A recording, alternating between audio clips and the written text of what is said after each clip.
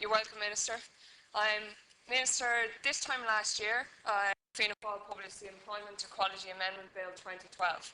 The bill was designed to end the situation whereby, under Irish law, religious-run institutions may be able to discriminate against employees or potential employees solely on the grounds that they are lesbian, gay, bisexual, unmarried, that they're an unmarried mother, separated, divorced, or cohabiting outside marriage. As you know, the possibility of such discrimination is a source of real fear and unhappiness for LGBT people in particular, people like our teachers and doctors and other staff, many of whom feel the need to hide something as important as their sexual orientation from their colleagues and have to go to work every day pretending to be somebody that they're not. When I published the bill last year, I immediately wrote both to Minister Shatter, as Minister directly responsible in the Department of Justice, and to Minister Quinn from the education perspective, and I expressed my desire that we be able to work on this issue on an all-party basis and agree to make progress on it. I also made it clear to both ministers, and both in my initial letter and in follow-up contact with themselves and with their advisors, that I would accept any amendments that were necessary to improve the text that would deliver on the principle of the bill and end the discrimination, but which they felt, or that their legal advisors felt, were necessary to actually finalise the wording. I was therefore deeply disappointed when the government chose to oppose that bill at second stage here in the Seanad. And the reason I was so disappointed is because so many teachers in particular had written me very personal emails about what they have gone through and about their desire that Section 37.1 of the Employment Equality Act would be changed in time for the next school year, which was last September. And unfortunately, Minister, not only was that opportunity missed, but now at this point, at the end of February, I'm wondering, and a lot of other people are wondering, if that opportunity will be met before the next school year, before next September. And in rejecting the Fianna Fail bill last year, Minister Shatter made a number of commitments to this House. He said that the government would bring forward, that they accepted the principle of our bill and would bring forward your own proposals early in the new year. But the Minister made that contingent on merging the equality bodies. He said that he wanted to wait until the Human Rights Commission and the Equality Authority had been merged, and that they would then, this new body would then be tasked with developing proposals for the government to change Section 37.1. Well, 10 months on from when we debated that bill in this House and when the government voted it down, not only have proposals not been brought forward yet, but the body that was supposed to be tasked with developing them hasn't even been set up. So the reason that I've tabled this debate today is to ask what the government's plan is now. If it's still intended to wait until the new Human Rights and Equality Commission is in place before even starting to commence work on this area, and if there's any hope at this point that Section 37.1 will be changed before the start of the next school year.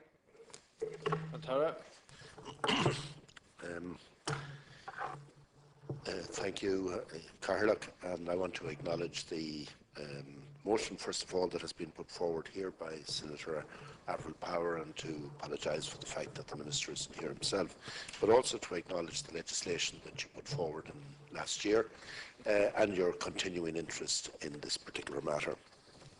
So I'm responding on behalf of the Minister, and the first point the Minister wished to make is to restate the commitment of Minister Shatter, along with Minister Rory Quinn, the Minister for Education and Skills, of their desire and their determination to strengthen the statutory protection for equality in this area. The Government has undertaken in its programme for government to ensure that people of non-faith or minority religious backgrounds and publicly identified LGBT people would not be deterred from training or taking up employment as teachers in the state.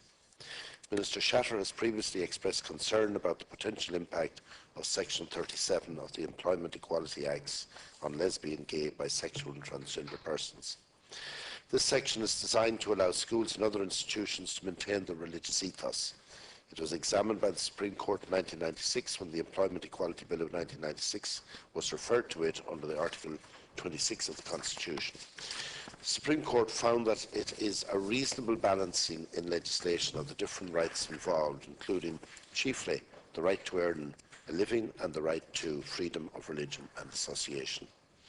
Minister Shatter is concerned, however, that in practice the balance is not a fair one, and that in practice this provision can operate in a way that is unfair to LGBT persons. In this House last May, Minister Shatter welcomed the dialogue initiated by Senator Power and set out his own preliminary ideas on how reform might be approached, having regard to advice that this provision of the Employment Equality Acts touches on issues of the profound constitutional sensitivity and importance. The competing rights in this area, including freedom of religion, freedom of assembly, right to privacy and to the right to earn a living, freedom of expression and conscience, and the right to freedom from harassment and discrimination. The constitutional obligation on the state to vindicate the personal rights of the citizen is also very important. As a pluralist constitutional democracy, it is incumbent on the legislature to respect and to promote both equality of treatment and tolerance of and respect for religious differences. For these reasons, Minister Shatter considered that an extensive consultative process and formal assessment of the options should be undertaken. It remains therefore his intention to ask the new Irish Human Rights and Equality Commissioners to examine the issue as a priority. The Commission will be invited to report on their views and recommendations to the two ministers centrally concerned, the Minister for Education and Skills and the Minister for Justice and Equality, and to the House. Minister Shatter wishes to stress his commitment, once this necessary consultation process is completed, his commitment to bringing forward government proposals for any necessary anti-discrimination amendment to this provision. To address the core of the motion, the following progress has been made to date. Senators will be aware of the publication on the 5th of June 2012 of the general scheme of a bill to replace the Equality Authority and the Human Rights Commission with a new Irish Human Rights Equality Commission. And the Senator referred to that. Drafting of the Irish Human Rights and Equality Bill 2013 is itself at an advanced stage. Minister Shatter expects to be in a position to bring this to Cabinet in the near future.